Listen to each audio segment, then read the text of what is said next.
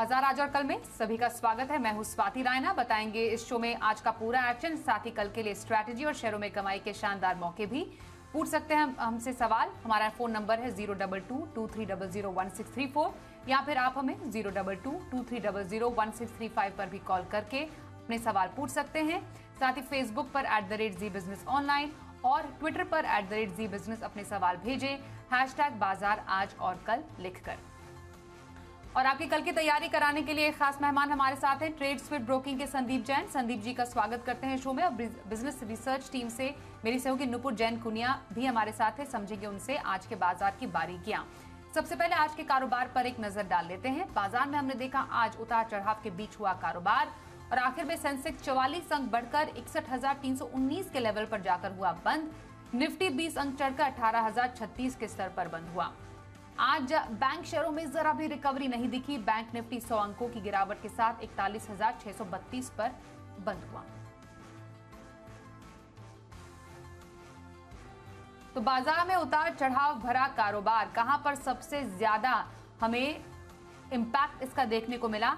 नुपुर हमारे साथ हमारी सहयोगी है। नुपुर, बताइए दिन भर के बाजार का हाल। बिल्कुल सही कहा आपने, काफ़ी उठापटक रही आज मार्केट में। यूएस की तरफ से काफ़ी स्ट्रॉन्ग हैंडओवर आया था और हमारी ओपनिंग भी काफ़ी बढ़िया हुई थी। काफ़ी पॉजिटिव नोट्स पे आज मार्केट्स ओपन हुए थे, लेकिन एक्सपायरी का दिन था। आखिरी के 1 घंटे में हमने काफ़ी ज़्यादा उतार चढ़ाव देखा बाजार में और दिन के करीब निचले स्तर पर बंद होते नजर आए बाजार। निफ्टी की बात करें तो होल्ड करता हुआ दिखा 18,000 के आसपास, लेकिन वहाँ भी एक फॉल था। ऊपरी स्तर से हमने देखा कि वहाँ पे गिरावट नजर आई थी। बैंक निफ्टी ने आज अंडर परफॉर्मेंस दी। निफ्टी से कंपैरिजन करेंगे तो यहाँ पे बड़ा कट नजर आया। यहाँ पे ज्यादा गिरावट थी। बैंकिंग स्टॉक्स में आज ज्यादा गिरावट थी। जो इंडिसेस जो आउट परफॉर्मेंस कर रहे थे आज, उसकी लिस्ट अगर पुल अप करें तो आईटी, रियल्टी और मेटल जैसे 3 सेक्टर्स थे जहाँ पे आज हमने आउट परफॉर्मेंस देखी। जो हरे निशान में ट्रेड करते आ रहे थे, काफी बाइंग इन सेक्टर्स में आज दिख रही थी। और नेगेटिव में देखें तो ऑटो और बैंकिंग था जो आज थोड़ा अंडर परफॉर्मेंस की तरफ रहा। निफ्टी गेनर्स की लिस्ट पुल अप करें तो Tech Mahindra follow up buying कल के बाद आज यहाँ भी नजर आए। ONGC, Apollo hospital positive management guidance के पास फॉलो अप बाइंग यहाँ भी दिखी। नेस्ले बढ़िया नतीजे आने के बाद स्टॉक में भी पॉजिटिव रिएक्शन आते दिखा आज के दिन। लूजर्स की लिस्ट पुल अप करें तो यहाँ पे बीपीसीएल, एचयूएल, एचडीएफसी लाइफ और आयशर मोटर्स कुछ ऐसे स्टॉक्स थे जहाँ पे आधे से 1% का कट आपको इन स्टॉक्स में आज के ट्रेडिंग सेशन में नजर आया। स्टॉक्स इन फोकस की बात करें तो आज डिफेंस बना रहा पूरा दिन। यहाँ पे खरीदारी थी, स्ट्रॉन्ग बाइंग नजर आई। भारत डायनेमिक्स देखे 14% की बढ़त थी यहाँ पे। HL, astro micro, Bharat electronics की भी बात करें तो यहाँ भी आपको 4 से 5% का उछाल आज के ट्रेडिंग सेशन में देखने को मिला। ब्रॉडर मार्केट्स की भी बात करें तो यहाँ भी काफ़ी इंटरेस्टिंग लिस्ट है और काफ़ी सारे स्टॉक्स आज पॉजिटिव टेरिटरी में ट्रेड करते हुए दिख रहे थे और लूजर्स की लिस्ट भी काफ़ी अच्छी थी। गेनर्स के साथ शुरुआत करें तो शिल्पा मेडिकेयर, पीआई इंडस्ट्रीज, टानला प्लेटफॉर्म, जिस हिसाब से न्यूज़ आई थी टानला पे स्टॉक में 7 से 8% का बढ़त था। ईपीएल, अपोलो यहाँ भी 7 से 8% का उछाल आज के ट्रेडिंग सेशन में नजर आया। लूजर्स की लिस्ट पुल अप करें तो Adani transmission, Adani Total gas back to back निचले सर्किट पर लगे हुए थे। 5% का कट था। इंटरग्लोब एविएशन जहां पे ब्लॉक डील के बाद आज रिएक्शन दिखा, 4 से 4.5% का कट आपको यहाँ भी नजर आया। और मैक्रोटेक डेवलपर्स इंटरेस्टिंग 4% का कट स्टॉक पे था। ऑल इन ऑल एक्सपायरी का दिन था, वॉलेटिलिटी रही निचले, काफ़ी वॉलेटिलिटी, स्ट्रॉन्ग पॉजिटिव स्टार्ट के बाद थोड़े हल्के होके आज बाजार बंद होते हुए दिखे। संदीप जी हमारे साथ हैं। संदीप जी, क्या राय आपके बाजार पर है आज के एक्शन के बाद और हफ्ते का आखिरी कारोबारी दिन आपको कल कैसा लग रहा है? नहीं, मुझे ऐसा लगता है कि बाजार ठीक रहना चाहिए आज।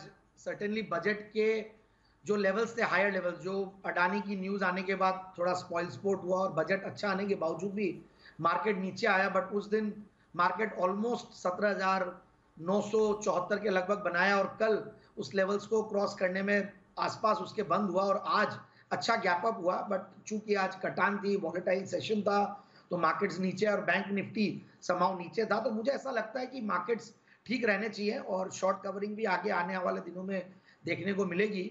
और मेरे हिसाब से इन लेवल्स पे कहीं ना कहीं ऐसा लगता है कि मार्केट 17,700-800 एक स्ट्रॉन्ग सपोर्ट मान रहा है और ऊपर का लेवल जो 18,100 जो कि आज मान लीजिए वहां पे प्रॉफिट बुकिंग आई है, बट फिर भी मेरा ऐसा मानना है कि स्टॉक स्पेसिफिक एक्शन बना हुआ है। जैसे आज डिफेंस का सेक्टर चल रहा था, कभी हो सकता है कि एफएमसीजी चले, आज आईटी ने अच्छा रोल प्ले किया। So overall buy on dips का मार्केट है। ओके। और हफ्ते भर का नजरिया किसी को रखना हो बाजार में, तो संदीप जी आपकी कौन से स्टॉक में स्ट्रैटेजी रखने की सलाह रहेगी? बिल्कुल, मैं पिछले कुछ हफ्तों से या काफी दिनों से मैं ऑटो स्टॉक्स पे और ऑटो इंसुलरी स्टॉक्स पे काफी रिकमेंडेशंस दिया हूं, और आज भी मुझे ऐसा लगता है कि उसी सेगमेंट से मैं आज 3 स्टॉक में से 2 स्टॉक लाया हूं। और जो पोजिशनल पिक के तौर पे आप आज जो स्टॉक मेरे से मांग रहे हैं, मैं उसके तर्ज पे एक दे रहा हूं स्टॉक, सांसेरा इंजीनियरिंग, जो कि मैंने जेम स्टॉक में भी कवर किया हुआ है। तो 830 के टारगेट के लिए स्टॉक को लेना चाहिए और 730 का स्टॉप लॉस लगाया।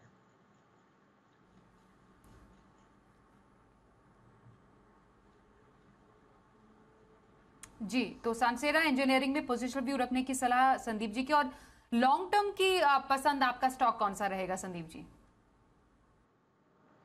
लॉन्ग टर्म के लिए भी अगेन जैसा मैंने बोला कि ऑटो इंसुलरीज पे, ऑटो स्टॉक्स पे काफ़ी मैं बुलिश हूँ, और आगे आने वाले साल में भी मुझे लगता है कि ये स्टॉक्स अच्छा करेंगे, और वहाँ पे बहुत सारी क्वालिटी कंपनीज है जो कि अच्छे वैल्यूएशंस पे भी अवेलेबल है। तो उनमें से एक स्टॉक है फीएम इंडस्ट्रीज, जिसको मैंने पहले भी दिया और काफ़ी अच्छे मल्टीबैगर रिटर्न्स ये स्टॉक ने दिए हैं। और उनमें से इस बार भी ये स्टॉक ऊपर के लेवल से 2100 के लेवल से करेक्टेड होकर 1700 के लेवल्स पे मिल रहा है। तो मुझे लगता है कि एक बढ़िया एंट्री पॉइंट है, और डाउनसाइड रिस्क मुझे अब कम लगती है, क्योंकि रिजल्ट्स अच्छे थे। 23 करोड़ के पैट के सामने 32 करोड़ का पैट दिसंबर क्वार्टर में आया, और पी मल्टीपल भी देखे हैं तो 16 का पी मल्टीपल है। रिटर्न ऑन कैपिटल एम्प्लॉयड 21% का है। पिछले 3 साल में प्रॉफिट की कैगर भी 19%, और अगेन जीरो डेट कंपनियां मुझे बहुत अच्छी लगती है, और ये भी नेग्लिजिबल डेट, 0.05 की डेट इक्विटी रेशियो। और ये न्यू दिल्ली बेस्ड एक कंपनी है, मिस्टर जेके जैन प्रमोटेड कंपनी है, अच्छे प्रमोटर्स है, और अच्छा ग्रोथ पास्ट में दिखाएं और अच्छा रिटर्न्स भी मिला है।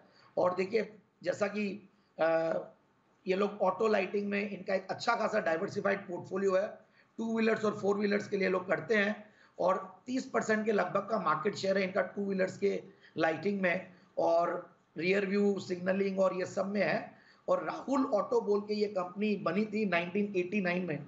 तो एक पुराना बिजनेस है और स्ट्रॉन्ग बिजनेस मॉडल है, और मुझे ऐसा लगता है कि जिस तरीके के इनके कस्टमर्स है, ओईएम्स, टीवीएस मोटर्स है, टाटा, मार्को पोलो, होंडा, ओला, इन सबको देते हैं लोग। तो मेरे हिसाब से स्टॉक और काफ़ी अच्छी इनकी स्ट्रेटेजिक पार्टनरशिप्स भी है, टोयो डेंसो के साथ है, फिर आपके एचएमएसआई के साथ है, यामाहा के साथ है। तो इस तरीके के इनके टाइप्स है।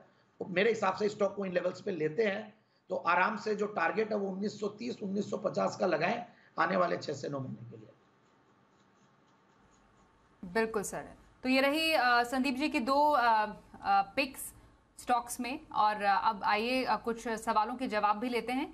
पहला सवाल व्हाट्सएप पर हमारे पास आ रहा है बरेली से अमृत शर्मा। भारत डायनेमिक्स इनके पास है, 210 शेयर हैं, 830 इनकी खरीद बता रहे हैं। पिछले 7 दिनों की लगातार गिरावट के बाद स्टॉक में तेजी हमें नजर आई है। स्पेशली जो एरो इंडिया 2023 है, इसमें कंपनी को 10 करार करने की उम्मीद है, जिसके दम पर एक अच्छी तेजी हमें दिखी, और हमारे इन दर्शकों को इन दर्शकों को फायदा भी हो रहा है स्टॉक में। क्या राय रहेगी आपकी संदीप जी भारत डायनेमिक्स पे? नहीं, ये स्टॉक अच्छा लगता है और बहुत बड़ा आउट परफॉर्मर रहा है, और हमने तो इस स्टॉक को बहुत निचले लेवल से रेकमेंड किया, और मुझे याद है 400 के लेवल्स पे भी रेकमेंड किया, और वहां से 1000 रुपया का 4 फिगर तक पहुंचने के बाद करेक्ट हुआ, और जैसा कि आपने कहा पिछले कुछ दिनों से करेक्ट हो ही रहा था, और अब अच्छा खासा बाउंस दिया है। और आज तो डिफेंस स्टॉक्स का पूरा दिन था, और कंपनी ने परफॉर्मेंस भी बहुत बढ़िया दिया। पिछले साल में अच्छा खासा टीटीएम बेसिस पे प्रॉफिट्स भी थे। तो मेरे हिसाब से इस स्टॉक को इनको होल्ड करना चाहिए। वैसे अच्छा खासा प्रॉफिट पे भी बैठे हैं, कहीं कोई दिक्कत नहीं है, बट आने वाले दिनों में मुझे लगता है सरकार जिस तरीके से ये डिफेंस कंपनीज पे फोकस्ड है, और मतलब काफ़ी सारे मेजर्स आते हैं, मेरे हिसाब से स्टॉक को इनको होल्ड करना चाहिए। 1027 का इसने हाई बनाया है, मुझे लगता है 1000 का फिगर्स वापस से देख सकता है। होल्ड करें भारत डायनेमिक्स को। अगला सवाल लेते हैं, व्हाट्सएप पर ही है, दिल्ली से मंजू जी सवाल पूछे। बीपीसीएल के पास है 2000 शेयर है, 421 खरीद बता रही हैं। जानना चाह रही है कि माफ कीजिए बीपीसीएल में इन्हें अभी क्या स्ट्रैटेजी रखने की सलाह रहेगी। काफी भारी नुकसान झेल रही है, 1,90,000 से ऊपर का नुकसान अभी इन्हें हो रहा है। क्या करें ये?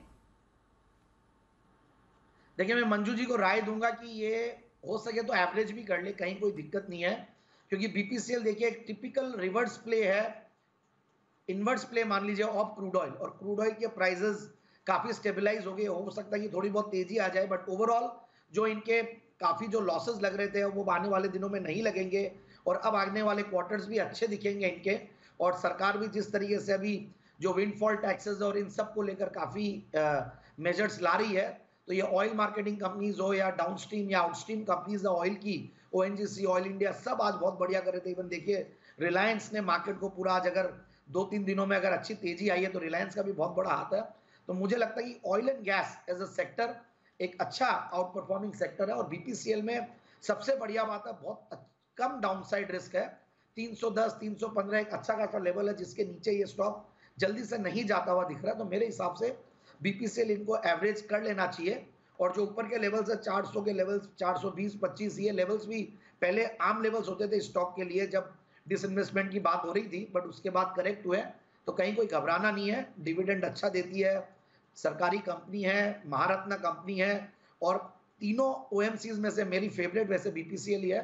तो मैं यही कहूंगा कि इनको थोड़ा लंबा नजरिया रखें और इसमें एवरेजिंग कर सकते हैं। लंबा नजरिया रखे बीपीसीएल में, आपके लिए सलाह यही है हमारे एक्सपर्ट की तरफ से। गोरखपुर से नीरज कुमार हमारे साथ है। नीरज जी नमस्कार, बताइए कौन से स्टॉक पर सवाल है आपका? मैम मेरा सवाल मैम मारुति सुजुकी का है, जिसको मैंने बाई किया था 8400 पे, और अभी उसमें मैम मेरे को प्रॉफिट हो रहा है, तो मैम क्या मैं इसमें बना रहा हूँ या फिर मैम प्रॉफिट बुक कर लूँ? बिल्कुल, 20,000 का प्रॉफिट आपको है, 8,800 के पास मारुति सुजुकी का भाव है और आपकी खरीद है 8,400 की। क्या राय देंगे संदीप जी, प्रॉफिट बुक करें, बने रहें? नहीं, बने रहे। देखिए, मुझे समा मारुति से बहुत होप्स है, और मुझे ऐसा लगता है कि अगर ऑटो स्टॉक्स में अगर कोई एक अच्छा स्टॉक है, हालांकि काफी बार टाटा मोटर्स का जिक्र होता है ईवी को लेकर, बट मुझे लगता है कि ये कंपनी भी अपनी जो ईवी में प्रेजेंस है आगे आने वाले दिनों में बनाएगी, और अच्छा खासा ऊपर के लेवल से करेक्ट हुआ, मार्केट्स कहाँ पहुंच गए, और ये स्टॉक 5 फिगर्स में कभी ट्रेड किया हुआ और वहां से ये नीचे ही चल रहा है। तो मेरे हिसाब से डाउनसाइड रिस्क कम है मारुति सुजुकी में, इनको बने रहना चाहिए। मुझे लगता है प्रॉफिट्स और बनेंगे। ओके, प्रॉफिट और बनेंगे, मारुति सुजुकी में बने रहें। कोलकाता से दीपक अग्रवाल जी से भी बात कर लेते हैं। दीपक जी नमस्कार, बताइए कौन से स्टॉक पर सवाल है आपका? नमस्कार मैडम। नमस्कार जैन साहब जी। मेरे पास बायोकॉन है 550 शेयर, 442 रुपए की खरीद है, मुझे क्या करना चाहिए? संदीप जी। हाँ, पहले तो नमस्कार दीपक जी, कोलकाता से ही मैं बोल रहा हूँ, और धन्यवाद आपने मुझे एड्रेस किया। और ये बायोकॉन का जो सवाल है, इस पे जवाब देना मेरे लिए तो काफी कठिन है, क्योंकि ये स्टॉक में मैं पहले गलत पढ़ चुका हूँ। मुझे अच्छी लगती थी ये कंपनी, बायोकॉन के साथ साथ सिंजिन भी मैंने रेकमेंड किया, बट ऑब्वियस है कि जैसे कि पिछले कुछ सालों से फार्मा स्टॉक्स नहीं परफॉर्म करे, और उनमें से भी बायोकॉन संभव नहीं किया, और बीच में कुछ मैनेजमेंट रिलेटेड भी कोई रेजिग्नेशंस वगैरह आए थे, और इनका दूसरा आईपीओ की भी बात चलती है। बट मेरे हिसाब से देखिए, इनको कहीं ना कहीं उछाल पे निकलने की ही राय दूंगा मैं। बहुत ज्यादा मुझे एक्साइटिंग नहीं लगता है as a sector also, as a company also, क्योंकि इससे सस्ते वैल्यूएशंस पे कई सारे मिड कैप फार्मा कंपनीज है, जैसे कि इंडोको रेमेडीज है, मैंने उसको रेकमेंड किया हुआ है, मैंने एफडीसी रेकमेंड किया हुआ है, मैंने एरिस लाइफ साइंसेस किया हुआ है, कैप्लिन पॉइंट है। ये सब पे ध्यान दिया जा सकता है, जहां पे वैल्यूएशंस भी सस्ते, मार्जिन भी बढ़िया और ग्रोथ भी है।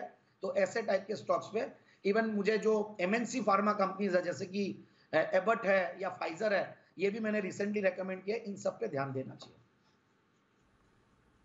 बिल्कुल, तो रही आपकी राय बायोकॉन पर। ये आगे बढ़ते हैं और अगले कॉलर से बात करें। दिल्ली से अमित हमारे साथ है। अमित जी नमस्कार, बताइए कौन सा स्टॉक है आपके पास? हाँ, LIC का है, 899 से 31 शेयर है। कब तक रखेंगे? तो 1 साल का नजरिया है, लेकिन मैम ये बड़ा डाउनफॉल जा रहा है, क्या इसको क्या रखें या बेच दे, क्या कर सकते हैं? बिल्कुल ऊंची खरीद, बताइए संदीप जी क्या करें? देखिए, ये सवाल तो इंडिया के सारे जो आईपीओ इन्वेस्टर्स है सभी पूछते हैं, और मैं भी पूछता हूँ कि ये स्टॉक चलता क्यों नहीं है। बट मुझे ऐसा लगता है कि LIC में डाउनसाइड रिस्क नहीं है। हालांकि बजट के पहले थोड़ा सा मोमेंटम बना था इंश्योरेंस स्टॉक्स में, बट कुछ एक ऐसा प्रावधान आया जिसकी वजह से ये सारे जो इंश्योरेंस स्टॉक्स है करेक्ट किए हैं। बट मेरी राय यही है कि LIC में ये बने रहें।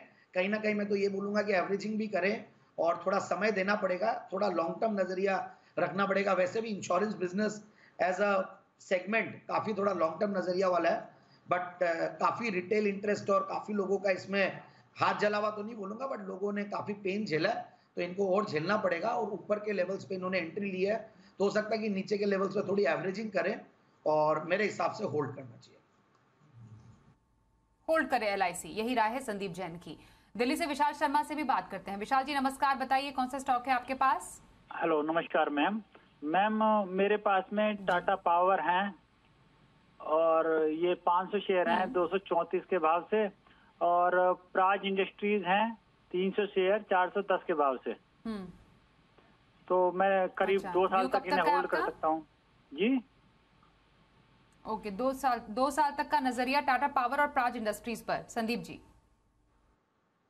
देखिए, टाटा पावर समाव देखिए काफी हमारे पैनल में भी रेकमेंड किया, मैंने भी इस पे पॉजिटिव भी बात की है। बट ओवरऑल देखिए एक चीज है, ये सबसे बड़ी प्राइवेट सेक्टर की पावर कंपनी है, कहीं कोई दिक्कत नहीं है। बट फिर भी जो डेट्स है या ओवरऑल एक चीज देखते हैं, ये पावर स्टॉक्स बहुत ज्यादा वैसे आउट परफॉर्म नहीं करते हैं मार्केट्स को, बट फिर भी मुझे इस सेगमेंट में NTPC ज्यादा बेटर लगता है। बस वो PSU है इसलिए वो ज्यादा चलते नहीं है। और टाटा पावर भी लेवल्स ऐसे कि यहाँ से डाउनसाइड रिस्क नहीं है, और कहीं भी अगर थोड़ा ऊपर आता है तो 240-50 के लेवल्स आते हैं, तो यहाँ पे एग्जिट लेने की कोशिश करें। और उससे बेटर ये पावर एंसिलरी स्टॉक्स में आ जाए। आज जैसे मैंने जैन साहब के जेम्स में हॉट्टा पावर रेकमेंड किया था, या ABB है, सीमेंस है, ये सब ज्यादा बेटर स्टॉक्स है, इन पे ध्यान देना चाहिए। और Praj, yes Praj is again one of my favourites, काफी नीचे के लेवल से रेकमेंड करते हुए हैं। और इथेनॉल के ऊपर सरकार वैसे ही काफी बुलिश है, काफी सारे मेजर्स आए हैं, बट जस्ट दैट कि ये अभी करेक्ट हुआ है, तो मेरे हिसाब से बने रहें, कहीं कोई दिक्कत नहीं है। प्राज इंडस्ट्रीज में बस समय देना पड़ेगा। ओके सर, अहमदाबाद से संदीप जी से भी बात कर लेते हैं। संदीप जी नमस्कार, बताइए कौन से स्टॉक पर सवाल है आपका? जी sir, good evening. Actually sir मेरा सवाल है एप्पल इंडिया पे। मेरे पास 1300 के भाव के 72 शेयर है, तो मैं सर पिछले 8-9 महीने से तो होल्ड कर रहा हूँ, तो लॉन्ग टर्म में सर इसका व्यू क्या रहेगा आपके हिसाब से? जी संदीप जी, ऊंची दरों पे खरीदें इनकी? देखिए, पहले तो संदीप जी की तरफ से संदीप जी को नमस्कार, और इत्तेफाक है कि अहमदाबाद से बोल रहे हैं। मैं वैसे कल अहमदाबाद में खुद भी जा रहा हूँ कोई बिजनेस मीटिंग की तरह सिलसिले में। But anyways, Affle India as a business model मुझे अच्छा लगता है, और जो इन्वेस्टर्स है कंपनी में बढ़िया है। जस्ट दैट कि ये स्टॉक्स काफ़ी वैसे महंगे होते हैं, मतलब ऐसा नहीं है कि ये बहुत इजीली सस्ते वैल्यूएशन में मिलता है। 54 के P मल्टीपल पे स्टॉक है, वैसे कहीं कोई दिक्कत नहीं है। और मेरे हिसाब से करेक्ट भी हो चुका ऊपर के लेवल से अच्छा खासा, 1350 के लेवल से आज 1000 रुपये के आसपास है। तो बने रहें, बाउंस आएगा तो जल्दी आ जाएगा, क्योंकि रिजल्ट्स अच्छे हैं, रिजल्ट्स कहीं कोई दिक्कत नहीं है। पिछले सितंबर का रिजल्ट 62 करोड़ के सामने 69 करोड़ का है, और वैल्यूएशंस महंगे हैं। बस यही एक रीजन है कि बहुत ज़्यादा, बट ओवरऑल मुझे लगता है कि ये स्टॉक अच्छा करेगा। एक MNC क्वालिटी की कंपनी है, और प्रोमोटर स्ट्रांग है बहुत, और प्रोमोटर्स की शेयर होल्डिंग भी ठीक ठाक है, FIIs DIIs का पूरा इंटरेस्ट है, तो बिल्कुल बने रहें। एप्पल लिमिटेड में, यही आपके लिए सलाह रही हमारे एक्सपर्ट की तरफ से। मेरठ से प्रीतम सिंह का सवाल लेते हैं, हमारे पास सोशल मीडिया पर आ रहा है। NHPC इनके पास है, 2500 शेयर इनके पास हैं, 40 रुपए 20 पैसे की खरीद बता रहे हैं। NHPC कैसा लग रहा है आपको संदीप जी? देखिए, अगेन ये पावर स्टॉक्स है, but NHPC somehow hydro power की सबसे बड़ी कंपनी है, और जनरली एक SJVN और एक NHPC है, दो ही स्टॉक लिस्टेड है। डिविडेंड यील्ड को हमेशा कंसिडर करें। जनरली लोग भाव को ज्यादा देखते हैं, बट PSU स्टॉक्स में डिविडेंड यील्ड को देखना भी जरूरी है। और ये स्टॉक अपने IPO के भाव के नीचे बहुत सालों तक ट्रेड किया, और अब अच्छा खासा वहां से ऊपर निकला। तो मुझे लगता है कि 38 रुपया 35 रुपया एक अच्छा खासा सपोर्ट है, वहां पे वापस से बाइंग कर सकते हैं। बाकी ऊपर का लेवल्स 45-46 तक गया है, तो बहुत ज्यादा घबराने की जरूरत नहीं है मेरे हिसाब से। इनको अगेन जो मैं बार बार कहता हूं कि PSU स्टॉक्स में डिविडेंड यील्ड और ओवरऑल कैपिटल अप्रिसिएशन दोनों को इन टोटलिटी देखना पड़ेगा, तो पैसा बनता है। और यूनिक बिजनेस मॉडल है as compare to other power companies, और बहुत टफ है। इनके कोई भी प्रोजेक्ट आते हैं, बहुत डिफिकल्ट होता है इंप्लीमेंट करना भी, पहाड़ी जगहों पे होते हैं, और वाटर से हाइड्रो से इनका वो होता है।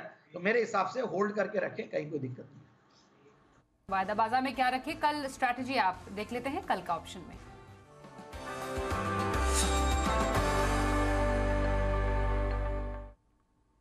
चॉइस ब्रोकिंग के सुमित बगड़िया हमारे साथ हैं। सुमित जी नमस्कार, बताइए कल वायदा बाजार में कहां पर स्ट्रैटेजी रखने की सलाह रहेगी आपकी? नमस्कार स्वाति, गुड इवनिंग। मार्केट के अंदर तेजी और मंदी दोनों तरफ के स्टॉक्स मिल रहे हैं, दोनों तरफ के मूव मिल रहे हैं। तो मेरे पास आज दोनों स्टॉक है, एक तेजी का एक मंदी का। पहला स्टॉक है तेजी की तरफ का गेल के अंदर 95 का कॉल ₹1.80 के आसपास लेने का सलाह रहेगा। ₹1 का इसके अंदर नीचे में स्टॉप लॉस लगाएं और ऊपर में टारगेट ₹3 से लेकर ₹3.5 तक के देखने को मिल सकते हैं। दूसरा जो स्टॉक है वो है मंदी की तरफ का, वो है ब्रिटानिया में 4550 का पुट ₹30 के आसपास लेने का सलाह रहेगा। ₹20 का इसके अंदर स्टॉप लॉस लगाएं और ऊपर में टारगेट ₹40 से लेके ₹50 तक के देखने को मिल सकते हैं। तो ये दो स्टॉक ऑप्शन में मेरी तरफ से रहेंगे कल के लिए। धन्यवाद सुमित जी कल के लिए ऑप्शन स्ट्रैटेजी बताने के लिए। और इंट्राडे खरीदारी के लिए संदीप जी आपका पसंदीदा स्टॉक कौन सा? बिल्कुल एफएमसीजी स्टॉक और बेहतरीन स्टॉक है नेस्ले इंडिया, और रिजल्ट्स भी थे, सबसे लास्ट रिजल्ट्स देने वालों में से एक कंपनी थी ये, और रिजल्ट्स अच्छे आए हैं। तो मेरे हिसाब से देखिए स्टॉक को लेना चाहिए। 19,950 का टारगेट, पहला टारगेट, दूसरा टारगेट 20,170 और stop loss 19,450। Nestle India intraday खरीदारी की सलाह संदीप जैन की आ रही है।